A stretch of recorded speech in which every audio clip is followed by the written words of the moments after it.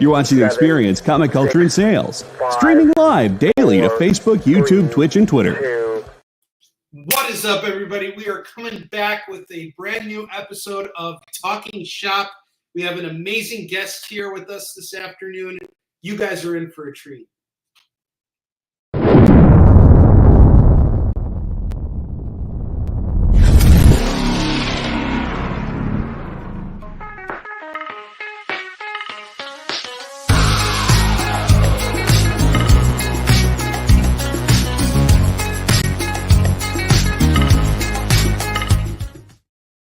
Now, I may not be as easy on the eyes as Miss Jen King here, but I know how to find a good person to interview. And we got an incredible guest here today with us. It is my pleasure to welcome the Editor-In-Chief of Fanbase Press. We have Barbra Dillon in the house. Barbara, welcome to the show. How are you? Hi, Onrie. I'm good. How are you? I'm just totally blown away by this amazing background. He's stellar, right? It is totally stellar. Why don't you tell us a little bit about who you are and what you do? Absolutely. So I'm Barbara. I am the co-founder and editor-in-chief of Fanbase Press.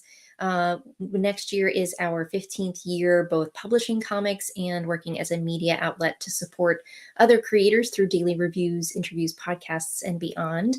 And why we're here today is that we have a Kickstarter campaign that we have recently launched for a deluxe hardcover edition of our Eisner and Harvey Awards nominated series Ripple Effects, which explores life as a superhero with an invisible illness. So much to share about it, but I'll start there. That's really interesting. I think that the coolest thing about it is that you found, a way to speak to, readers out there who can identify with this illness and also bring awareness to the illness itself. I'm not particularly aware of everything right off the top of my head, but I would love if you could tell everybody what it is. And in the meantime, what I'm going to do, and what I'm hoping everybody else is going to do who's watching this right now or who may be watching it later, follow that link that Jay just dropped here and go back to this campaign. I'm going to go back it right now myself. But Barbara, take it away. Tell us a little bit more about, give us the nitty gritty on this. Absolutely. So Ripple Effects is a graphic medicine series. So a lot of folks may be wondering what on earth is graphic medicine. This is an emerging field probably within the past 5 years, and it is literally the convergence of the entire field of medicine and comics, the sequential art medium. And so this can take a number of different forms. I'm sure your viewers are familiar with graphic memoirs, which is, someone sharing their own personal experience through a comic or graphic novel. But this is a little bit different in that it's a fictional narrative. So it is about a superhero, George Gibson, who is kind of like Superman. He's invulnerable to physical harm, except he has type 1 diabetes. So it's his own body that is his kryptonite. And so this series explores not necessarily, how he overcomes type 1 diabetes or, experiencing that struggle. It's simply a day-to-day depiction of what it's like to live with an invisible illness. And also, a really compelling and exciting superhero story about how do you balance life if you have this wonderful superpower of invulnerability and you can help people with it, but, you're worried about managing medical debt because you have type 1 diabetes. You're, worried about other things. You're worried about your glucose crashing. And so it's a really exciting story. It's 5 issues in total. We released it originally in 2022. And what's really unique is that after every chapter of the series, we have an essay by a different individual with an invisible disability or illness, everything ranging from MS to diabetes, paranoid schizophrenia, and they relate their lived experience to what happens in the series. And Matthew No, who is the librarian from Harvard Medical School, wrote the foreword for the original collected trade. So it's a really special book. And we were so fortunate and honored to receive critical success through Eisner and Harvey nominations. It was the winner of the Dwayne McDuffie Award for Diversity in Comics on the American Library Association's list of best graphic novels in 2022. So super, super exciting. But honestly, we saw the impact firsthand that it was having on folks who have invisible disabilities and illnesses and feeling seen and represented in comics, which is so necessary for us to be able to see ourselves between the pages of a comic. So we wanted to take it further, which is exactly why we're doing this hardcover. That's excellent. Yeah, I think it's really incredible that you've managed to put together this this whole thing, and you've got like some people here who have worked on this that are have made names for themselves outside of this. So it's like it's not just it's an independent book, but it's also a book that was created by established creators. Can you tell us a little bit about the creative team behind this? Absolutely. So the original series is created, written, and colored by Jordan Hart, whose name you might recognize. He is also doing a series called The Cabinet over at Syzygy, which is an imprint of Image Comics. It's illustrated by Bruno Chiralou, who is an amazing, just stunning artist. The cover art, which you can see behind us, is by Justin C. Harder, whose work you may also know by some very big titles. He did the closing credits for the first Deadpool movie, the cartoon that you saw at the end of the movie.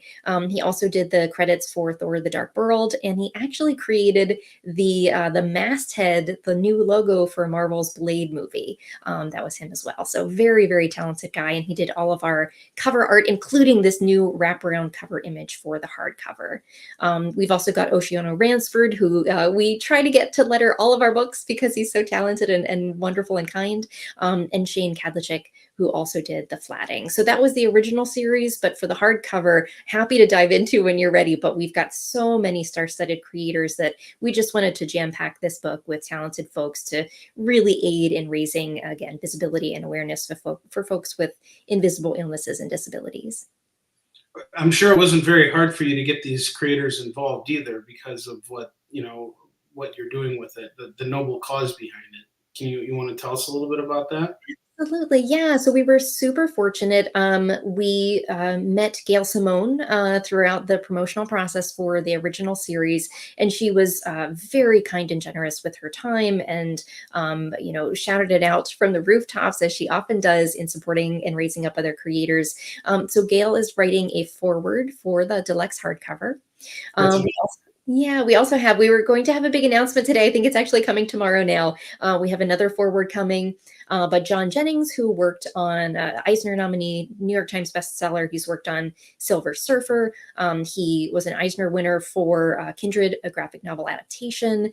He's going to be doing an afterword.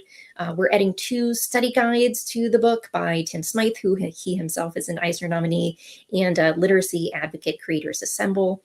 And perhaps my favorite part is that we are doing an art gallery by kiddos who have invisible disabilities and illnesses. They're drawing themselves as superheroes. And then we've paired them with professional artists from Drew Zucker from Canto, Liana Kangas, Ray Anthony Height, who's worked on just every title imaginable, Manuel Martinez, who's worked for DC and Marvel, and Donna Gilio, who is currently doing the Spawn covers. So they're doing fully realized renderings of the kiddos' superhero artwork, and it's all inside the book. So let's go back for a moment. Let's just dial it back. You said you got a forward by Gail Simone. Now, for anybody who is watching the show right now, Gail Simone is currently writing the newest run of Uncanny X-Men, which has been fantastic. Yes. So if you guys are on board with any of your mainstream comics, Barbara here has a mainstream comic book writer who is hot and in the now writing the forward to this book. And Don Aguilo's covers are phenomenal on Spawn. If you look at Barbara's campaign, you can see how he took a concept that was drawn up by a 5-year-old kid named Jones, and then just totally went to town on putting in all kinds of details in order to bring this character to life for this kid, which I think is just really awesome. And there's some really cool rewards here too. I personally went for just the hardcover because I love hardcovers, and I'm really excited to see this. So, Barbara, you and I both are publishers. We've been doing this for about the same amount of time, and I want to kind of get into the business. You're a mind I've wanted to pick for a brain I've wanted to pick for some time now. So why don't you tell me a little bit about how you got into the business of publishing, why you got into the business of publishing, because there's all kinds of different pockets you can jump into in comics, and publishing I think is probably one of the most difficult, because you're not seen as much as you'd like to be seen. You're really kind of like putting your name, you're putting your emblem out there, but you're taking a step behind all the creators that are going to be like really pushing your book. So I'd love to hear about your history, and I know that your husband and you are partners in this. So, you know, give us the whole background on how you came to get to where you are now. Absolutely. Like I think everyone in the comic book industry, I had a very circuitous path that brought me to comics. I actually came out, I'm from Pittsburgh, Pennsylvania, originally, born and raised, came out to Los Angeles in 2005, wanting to work in TV and film. I have an older brother who's an actor, so I actually grew up backstage in the theater. And that was just, you know, I loved being around creative people. And that's what I wanted to do. I wanted to help creative people, you know, do what they loved. So I came out to LA to work in talent management and production. And I went to law school first because I thought that I needed contracts, negotiations. I thought I needed all of that breadth of knowledge. Hint, you don't. They have entertainment attorneys exactly for that. But I had interned out here when I was in college. And then while I was in law school, the same company had an opening for a position. So I jumped at the chance and within 3 months was working for the partners of the company, working for clients like Will Ferrell, Jim Carrey, Judd Apatow, you know, the leading comedic talent for the industry. And so I did that for about 3 years and got a really great look at what Hollywood is and what it is not. And I don't mind mincing words to say, I got a little bit jaded by Hollywood, and I missed that sensation or that feeling of being able to help the creative people that I knew and that I wanted to see succeed. And so I left the industry, and that's about the time that we started the company because we wanted to raise up all of the talented folks that we knew who were not necessarily getting the chance to shine and to share their stories with the world. And so we started in 2010, and we started with our first graphic novel, Something Animal, which was a horror graphic novel. And, you know, as everyone will know, it takes a long time to produce a graphic novel and the stunning artwork that goes along with it. So a very talented friend said, hey, you know, you should be building your community while this is going on. And so we honestly started from the get-go to do both sides of the company, both a media outlet and publishing. And we were super fortunate to land an interview with John Bernthal, who at the time, it was first season Walking Dead. So he was playing Shane, was really blowing up. He was so generous with his time, and our interviews just kind of rolled from there, which was really wonderful. So, and we've really just tried to take our time over the past nearly 15 years to, you know, not bite off more than we can chew, and to simply do what we do as best as we could. And really just expand where we were able. We started with horror titles, but we didn't want to be branded a horror publisher. So what we did is we very intentionally branched out. You know, every new title that we took on both complemented our previous titles, but really kind of veered outside of that, and really has over the past, you know, over a decade allowed us to have a wide breadth of titles in our catalog for all age demographics, all genres of interest, so that we could try to have something for everybody. You know, I want to take a step back for a minute, because you got a really great background. I think the fact that you went to law school, I mean, like you're saying, like you didn't need it. Like, I mean, I think that, I'm sure, I have to believe that it has helped you in some way. Absolutely. In terms of, especially when you're negotiating with other creators and like understanding the pitfalls, and plus also like having that experience. I mean, you really saw how the sausage was made working in Hollywood, you know, and comics can be a pretty jaded industry too, you know, Yeah. like it's, you know, when there's a lot of romanticizing of what it is to be a comics creator professionally, and thinking, oh, it's the coolest job in the world. But at the end of the day, it still is work, and there's so much that goes into it. So what would you say is the most challenging part of what you do? You know, and what would you say was the most challenging part of growing your business? Those are really great questions. I think ultimately that there are two things. I think one is accepting failure. I think we are not afraid to fail, because if we haven't failed, then we haven't tried. Not everything is going to work, and that has to be okay. You know, we're not all starting with the most resources. Everyone is coming to comics with different resources, different abilities, different time management. And so even when we try something and maybe it's not 100% successful, or not entirely what we had envisioned, we try to take away from that and glean, what did work, what did not work, and why did it not work? What's the root cause of that issue? And try to apply that moving forward. I think the second thing is, again, not taking on more than we were able to do. The publishing side of things really is just my husband and me. We have staff across the country that has helped on the media side of things with the reviews, the interviews, podcasts. So we're super grateful for that.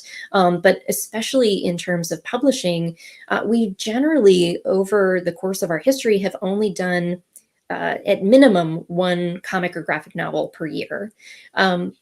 The reason for that is that we are with the project throughout its entire life cycle. So we develop the project with the creator, we produce the project with the creator, all of the pre-press, marketing, sales, distribution, going to conventions, absolutely everything. And then 6 months after the release, or 6 weeks after the release, we are not done with promotion. We really promote the project in perpetuity, forever, because we believe in the project. We know how hard it is for a creator to not only bring that story to life on the page, but to get their voice out there and to be heard. There are lots of known and unknown barriers for creators to be able to share their story. So we want to do our due diligence and do as much as we can to get it out there as well.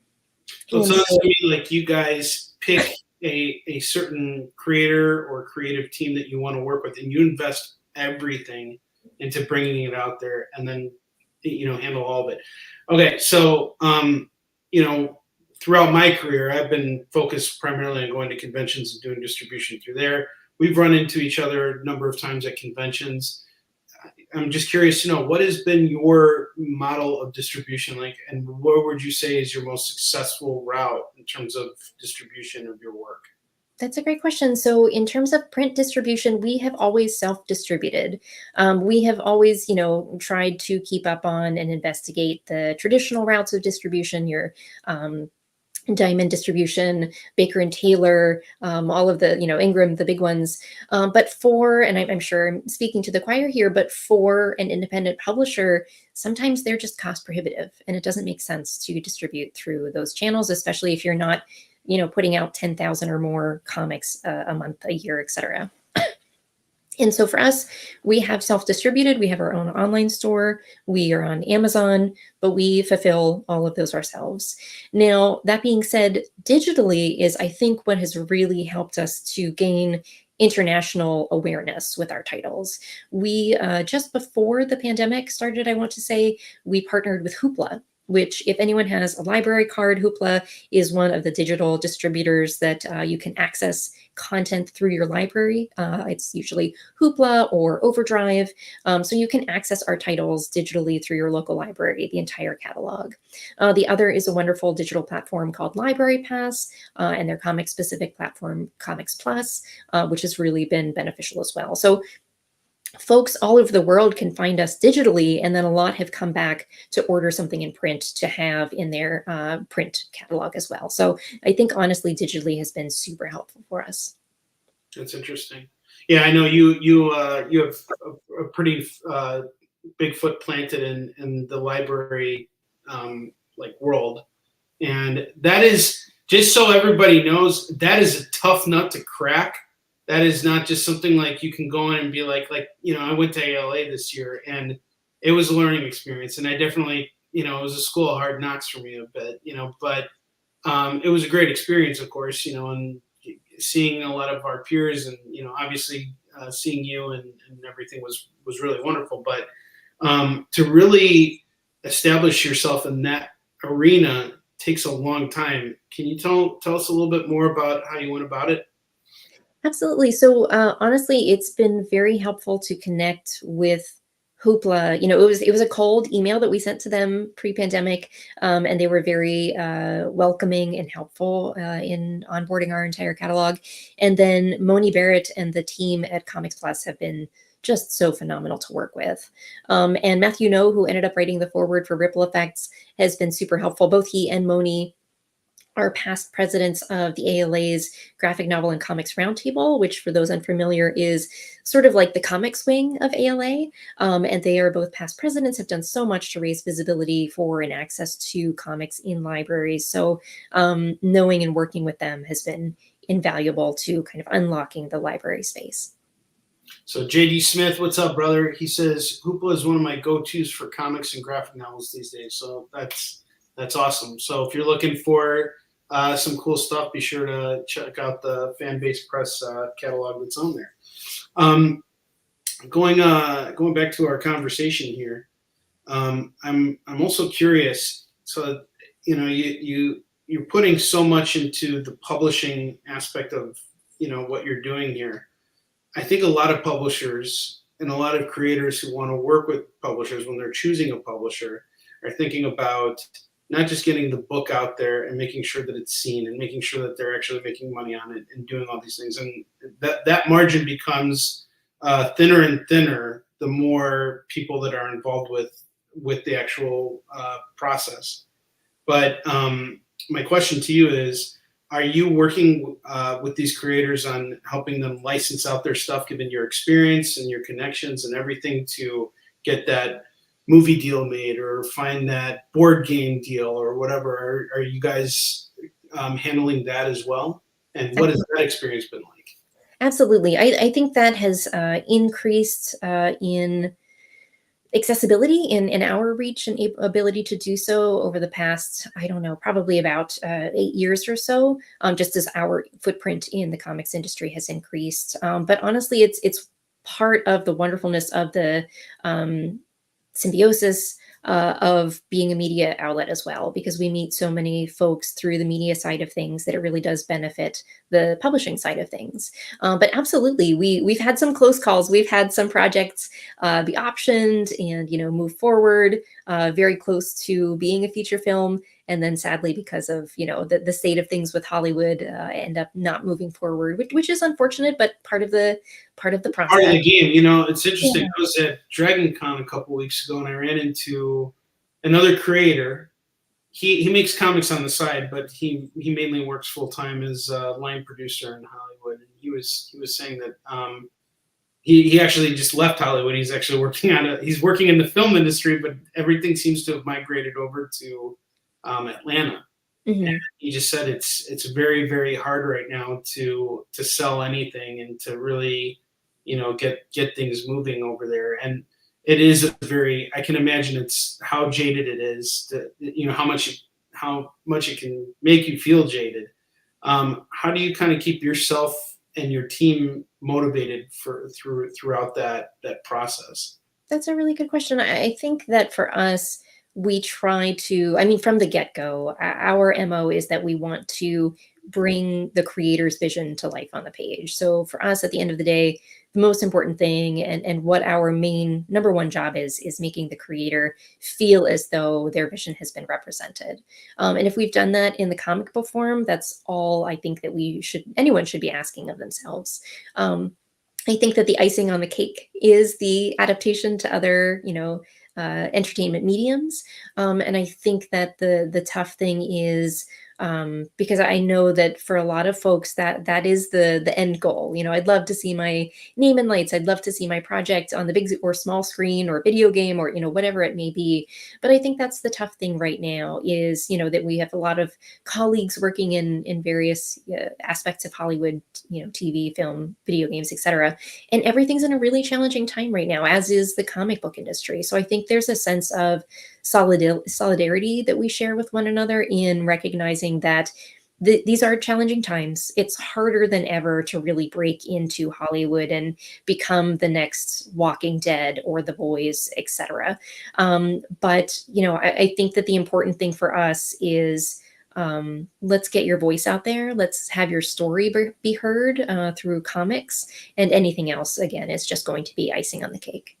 And let's do it the right way. I'm seeing and I've visited your booth at conventions. You guys have a very professional display, and I think that says a lot about everything too. Because I can't, I don't want to say that anybody can make a comic, but it is very hard to make a good looking comic and having that, that presentation and everything. So tell us a little bit about where you're actually getting stuff printed and how you're going about doing that. Just how you're going about making the quality of your quality approach to production. Sure. So in terms of printing, we have printed exclusively for the past, I don't even know how many years, with Print Ninja, which is a US company, but they print and ship out of China. And for us, they're a little bit more expensive than some other vendors, and especially, of course, those that are printing here in the US. But for us, they have absolutely incredible customer support. They really care and guide you through the pre-press process. And the level of quality that they put out is just unmatched. So we've been super happy with them. And that's really important for us. We want the end product for the customer who, again, these are challenging times financially and otherwise for everyone. If you are spending your hard-earned money on one of our titles, we want you to have a quality product that's going to stand the test of time and really match up to what you hope to expect from a comic or graphic novel. I agree. Dan Price, what's up, brother? Good to see you. Dan, you should hear what Barbara has to say. She's an awesome publisher. We're just here kicking it and talking shop. Sorry, I heard some scratching at the door. Yeah, we're All right, let's take a step back here because I keep looking behind you. Yeah. And I'm very impressed with what I see behind you. And I recognize some of the work. I recognize Silver by our friend Stefan Frank. Huge collection of Walking Dead books. Pretty much every Sin City. What else you got back there? I guess to broaden my question, what got you into comics? Like, what was your first comic? What made you decide, like, okay, I'm into this stuff? Yeah, that's funny. So I will credit. So I'll start with my upbringing. I grew up in sort of a mom and pop convenience store. My parents owned a convenience store that had magazines and comics. We had the old fashioned spinner rack, which we now have our own spinner rack in the corner here. But there were very few comics that we actually got. I was not able to follow series issue to issue just because they were kind of staggered in how we would get them. But I think the three titles that I was most familiar with growing up were like Mattel's Barbie comics. I actually come across those sometimes. Those are I consider those novelty items now. Yeah, absolutely. Especially after the movie came out. Yeah. And then the other two were Archie. I mean, a lot of Archie comics. And most importantly, I think, and most impactful were the X-Men. And I think more so than comics growing up, we in that store, we had a back where my brother and I would hang out when we were little, on a little black and white TV. And we watched the 90s X-Men, the animated series cartoon by Eric and Julia Lewald. And that just blew my mind and was so wonderful. I was glued to the TV every Saturday, loved it. And I think that was really formative for me. And I'm guessing a lot of other folks in our generation as well. So it's so exciting to see X-Men 97 and the success of the Lewald's legacy. And so for me, that was my initial introduction to comics, but then meeting my husband in college, I think the first series that he introduced me to was Preacher. So I just did great series. I love it. And I was so limited in, again, Archie, Barbie, and the X-Men. I was completely unaware that there was such a wide breadth of different genres and titles and, something for everybody in comics. So I read Preacher and I was like, oh my goodness, this is, wow, I had no idea. And I think I followed that up with Watchmen. So my mind was blown. But yeah, so that's really where I started. That's really cool. So what are some of the modern things that you've been reading lately that you've really taken an interest to? Yeah, so I honestly read a lot more indie comics these days, although I will be completely honest, like I'm sure a lot of creators, my time is limited, so my content consumption is limited. I love, and they're right over here, I love all of Sarah's scribbles. Sarah Anderson, a cartoonist, Eisner nominated, just absolutely talented. I love her work. Richard Fairgray, who is a colleague, we published his graphic novel, Four Color Heroes. I think I've read everything, including his younger comic book titles when he was doing children's work and YA. Yeah, I love all of his work. Stephen Prince, who does Monster Matador, is a wonderful I series. love Monster Matador, and it's actually a big seller on our sales shows. That's Yeah, really and I would say, I mean, there's so many talented indie creators out there. Charlie Stickney with his White Ash Empire. what he's done is great. Barbara, you really got to check out Dan Price's stuff. Excellent. Yeah. He has a book called Bigfoot Knows Karate. Oh, And yes. he does everything himself. Yes, I think, Dan, I interviewed you not too long ago. You were doing maybe a Zoop campaign, if my memory serves me correctly. But yes, it was a fantastic comic. Well, you're very ingrained in all this, and that's something I wanted to jump into because you Fanbase Press, you guys also run a weekly newsletter where you bring attention to different Kickstarter campaigns. You guys were a major help for me when I launched my Warline campaign. So can you tell us a little bit more about that and what the roots are for it? Leonard, what's up, brother? Yeah, we do. We try to help, especially independent creators through a lot of different sources. We do a Crowdfunding Fridays series, which highlights currently running crowdfunding campaigns, Zoop, Kickstarter, Indiegogo, etc. So we try to get the word out there through that. We also do have a weekly newsletter that we recently relaunched, a revamped version of it. So that comes out every Thursday morning. But we do, daily reviews, interviews. We do have a limited staff, so we're not able to do a large amount of reviews, but any creator that comes to us, I will always respond to and at least do a written interview because I want to help to get the word out there. I know what it's like, being both press and publisher. It's tough. It's really tough. Comics journalism, folks are really struggling out there as well because there's not any money in it. And so a lot of times folks are doing comics journalism pro bono. They're doing it, just because they love the medium. And so I recognize that. And I try to help every single person who reaches out because of that.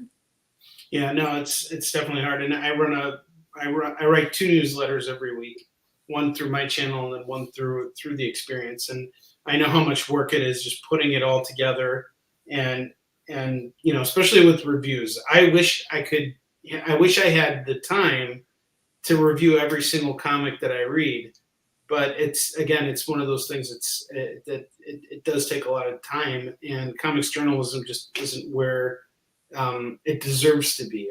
I'm going to say that. And the days of Wizard magazine are done, and that's an unfortunate thing because that used to be my thing. Like, when everybody would be, I used to work in finance. So when I would be like taking the train home, everybody would be reading Wall Street Journal or, Cranes or whatever. I would be reading Wizard magazine because I wanted to see what was going on. And I wanted to see if my copy of Hulk 181 went up $2 or $3, or like $200 or $300 at that time. But yeah. Exactly. Yeah. It's crazy though. Sometimes I'll crack open those magazines. Like, you grab an issue from like mid '90s, and like that book was worth like $150 back then. And it's just like, it's so crazy because now that book is worth like 10 times that amount. I would say more than that, but So, okay, I want to go into a different route here. Okay. So we're both family people, and doing this with kids and making this all work is extremely challenging. I don't think people understand really the gravity of what being a business owner and particularly a publisher is like. So how do you guys make this work? Is this your full-time job? Do you guys have other supplemental things going on? Are you okay telling us about it? All that fun stuff. A great question. So it is one of my full-time jobs. So my day job is that I am the senior director of operations for a biotech company. So that's, another thing that I juggle in addition to having twin 3-year-olds. So my husband also works another full-time job. He works for Deluxe Entertainment, which is a post-production company. So we honestly, it's tough. I won't lie. It is very tough to balance everything, full-time jobs, full-time Fanbase Press, kids, just anything outside of that. It can be challenging. But I think that having that work ethic of we just have to make it work, and knowing, our limits, essentially. What can we do? What can't we do? And making sure we don't bite off more than we can chew has been really important because of that. But again, growing up in a, sort of a mom and pop convenience store, I saw firsthand what it takes to create and maintain a family business. And sometimes it's simply consistency. It's doing the hard things that aren't glamorous, but doing them consistently, doing them on a daily basis, because in the long run, consistency really pays off. And so for us, it's important to demonstrate that to our girls as well, especially for me. I'll speak for myself and not for my partner, but for me as a woman, as someone who has her own hopes, dreams, goals, it's very creatively fulfilling to do everything that we do through Fanbase Press. And I absolutely love that. I may not get that through my actual day job, but Fanbase... Is it more of a draining experience for you, your day job? I'm just curious. Yeah, it's... I don't want to put you on the spot. Yeah, it pays the bills, which I value and appreciate. And I recognize the hard work that has to go into the day job. But it is in no way a creative job. It's just something that has to be done. So I recognize that it means more on my plate and more to balance doing Fanbase Press every day.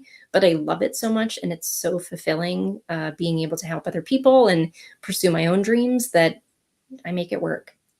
So you were talking about those daily things that you do. Can you tell us what some of those, daily responsibilities are, like those small things? Just curious. Yeah, absolutely. So, it's, I wear many hats, as does my husband.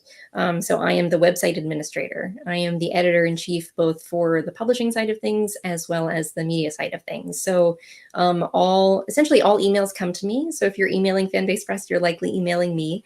So I'm responding to review requests, interview requests, conducting most interviews, preparing for and organizing for conventions, going to conventions, organizing panel programming, conducting and moderating panel programming, fulfilling on every order. All of that is either me or my husband. And it just has to be done. And again, it's not glamorous. It's not glamorous to, at 1 o'clock in the morning be scheduling Facebook posts or Twitter posts. But if that helps and that moves us forward, then that's kind of what has to be done. Sure. Going on that, how many conventions do you guys typically do a year, and how far do you guys travel for? Yeah, that's a good question. I would say probably about maybe like 12 to 15 a year. It's really fluctuated because of the pandemic, and and some of them are single day shows. But we'll do San Diego Comic-Con, WonderCon. We did, just like you, we did American Library Association for the first time this year. And we're expanding next year. As we find that some cons don't work or maybe aren't as profitable, we'll shift and try something new. We used to do the LA Times Festival of Books here in LA. We've kind of put that off for the time being in favor of ALA. We're going to do it again next year in Philadelphia.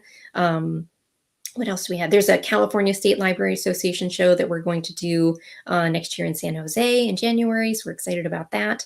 But really, it's just kind of, especially for conventions, creating a formula of what is successful financially, or do we fully recognize that maybe this is a marketing show? It's more important to be seen, to be represented. And so we make that work. So Philly will actually be the farthest that we've traveled for a show before. I would say outside of that, Phoenix maybe was the farthest that we had gone. So we really try to stay within the Southwest or the Western United States.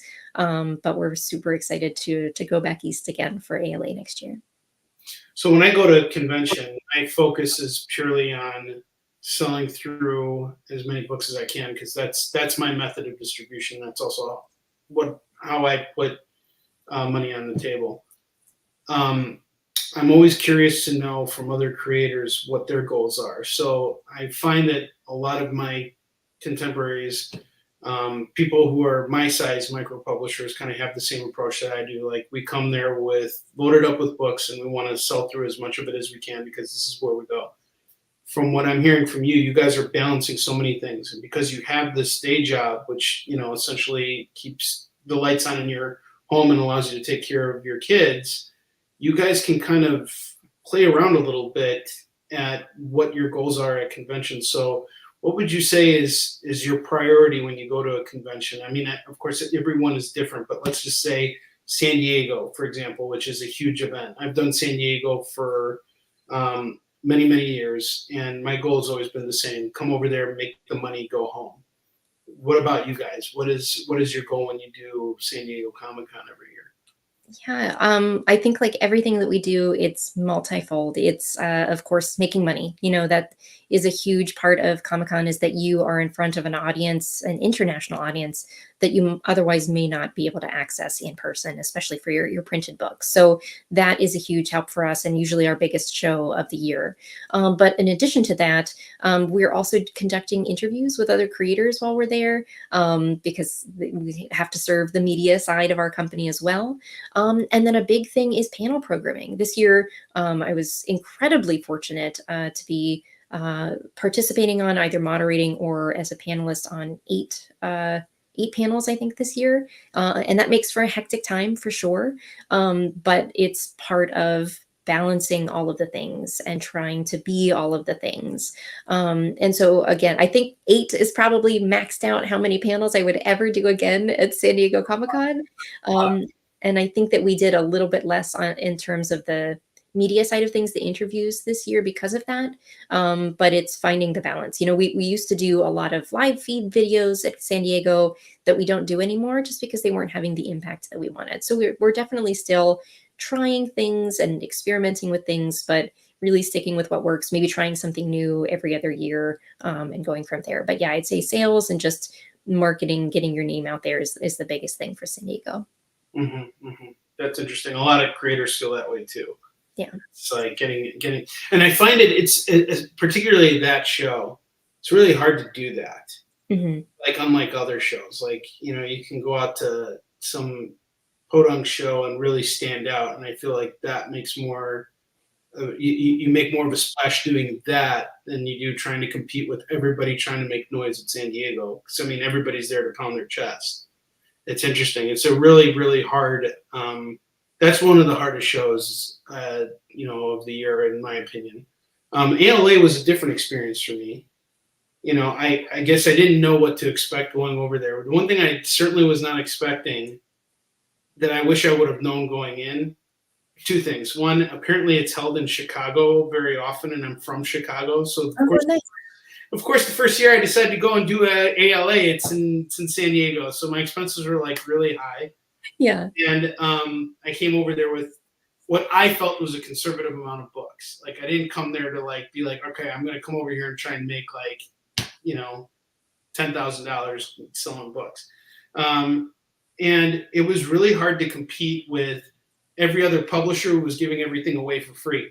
The biggest challenge I think every librarian had at that show was having money to send stuff back to their libraries, because they had so much stuff to take back with them. The books that I did sell, which I probably sold through maybe a quarter of the inventory that I brought with me, was stuff that was just, you know, the librarians just wanted to support me and be kind. And I want to say I made some good connections, but you know, it's one of those experiences where I'm not sure it worked to my benefit in any way. Like, I don't see the residual return from it yet, which a lot of people say it takes time. I also believe that going back and doing it again and again is also important too. Mm-hmm. So, you know, I'm just curious to know, what was your takeaway from ALA? Yeah, we were also a little nervous about what to anticipate going into it, but I reached out to some colleagues at both Boom Studios and Mad Cave, to their marketing departments, and said, hey, we've never done this before. Please, you know, fill us in. What is your experience? What should we be expecting? We recognize that this is more of a trade show, a conference, than it is a comic convention. So what should we anticipate that is going to be different? And they were super helpful. I mean, I tried to measure everything in recognizing this is Mad Cave, this is Boom Studios, both of which we are in no way, any way comparable to in size. But they let us know right off the bat about, first of all, of course, librarians will make some purchases. Generally, they do that later in the show, but they do expect folks to just be giving stuff away. And we too, we're a small company. We cannot give away hundreds of books for free. So we tried to plan in anticipation of that. And what we did is we made a double-sided one sheet, a document that essentially gave you all of the pertinent information about, some of our award-winning titles, ISBN numbers. And then on both sides, we gave you a QR code that we said, our pitch was, we recognize how heavy your arms and shoulders are going to be carrying books home. So we want to be mindful of you.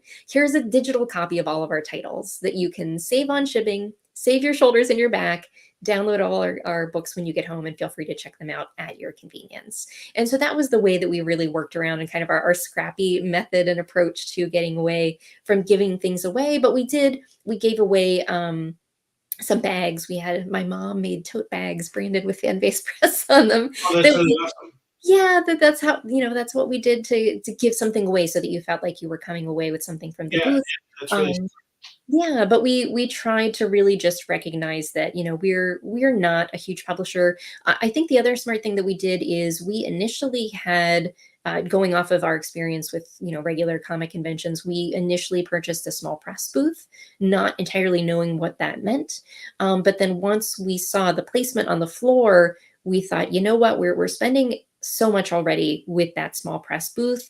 And I see that there is a spot in the actual graphic novel row, which is your Mad Cave, your Boom, Image, Dark Horse, Skybound, etc. And there was one booth left right on the end. And I thought, you know what?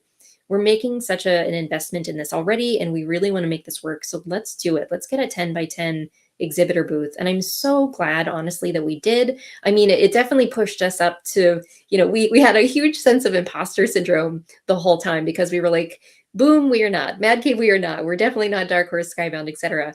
But I think that it helped to elevate us just to be in proximity to those folks. And it's something that we'll definitely do again for next year's ALA.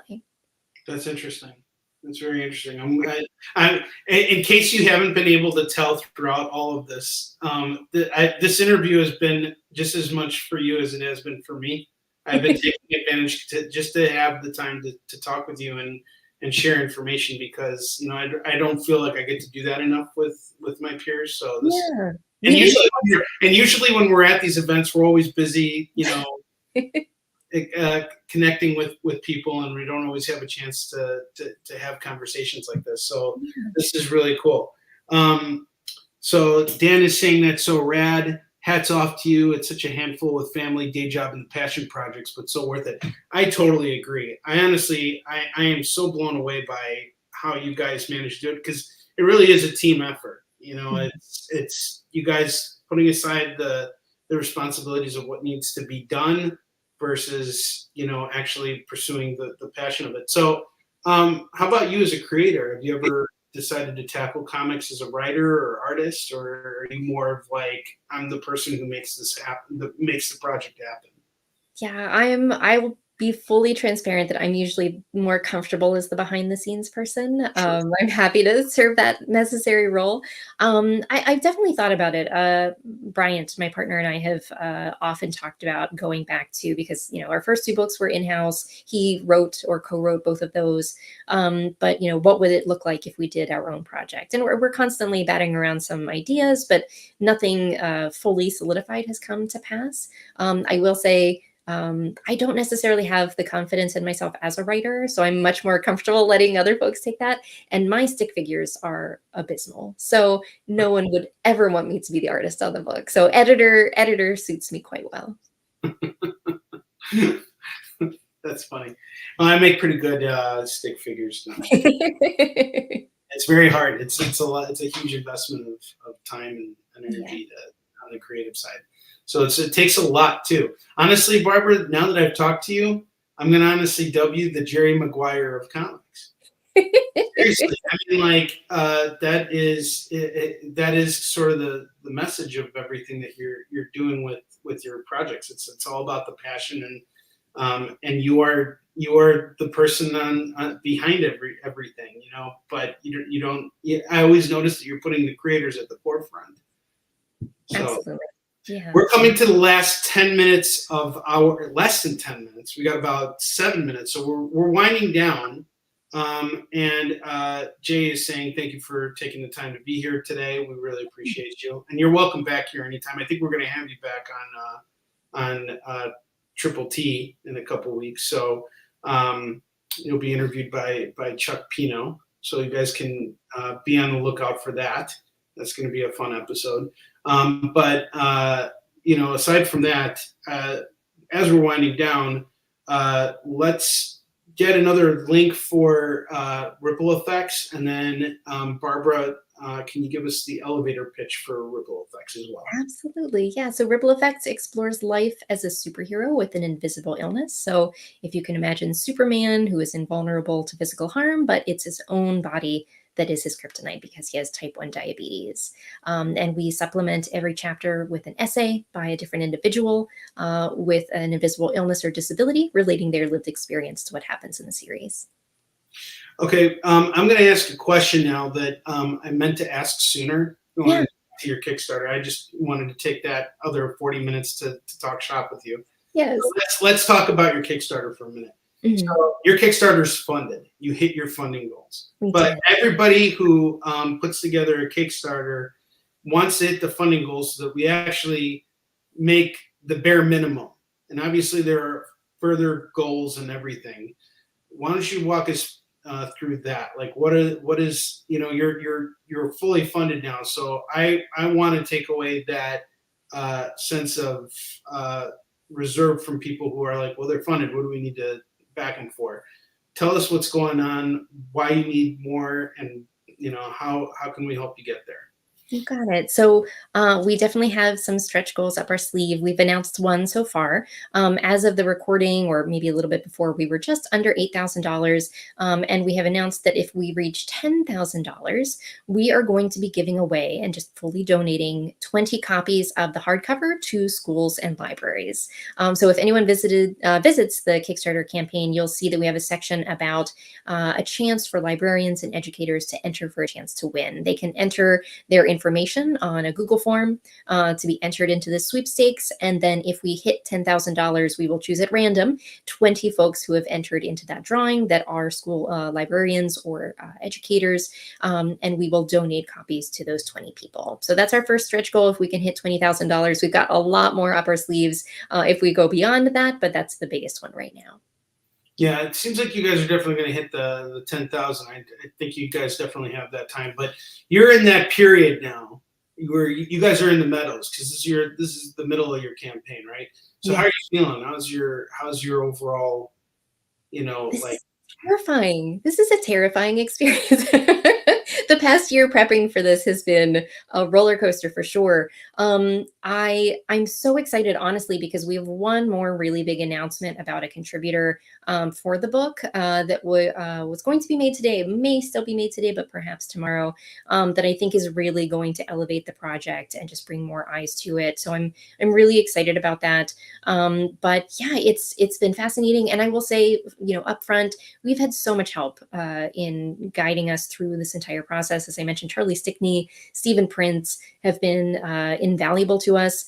David Hyde has given us so much advice. He's a PR consultant for the comics industry. Melissa Mazzarios as well has been phenomenal. So we have definitely not been doing this alone. And honestly, not only yourself, but so many press outlets and just colleagues in the industry who have really shined a spotlight on our campaign. We're so grateful to and just so appreciative of everyone's support. That's excellent. Yeah, you know, one thing I think that has been really smart that you're doing with this campaign is waiting for the middle to make some big announcements, because it's, you know, it's when you get into that middle point that people start to kind of, you know, you're looming. And I've had a lot of conversations with creators about this, and I actually was just talking with producer Kyle about this yesterday. I find Kickstarter to be extremely draining overall, like the experience of it, because it really does suck the life out of you as you're doing it, and it takes so much energy that by the time you're done doing it, I mean, the elevator pitch you just gave for ripple effects, in the last 2 weeks, how many times have you given that pitch?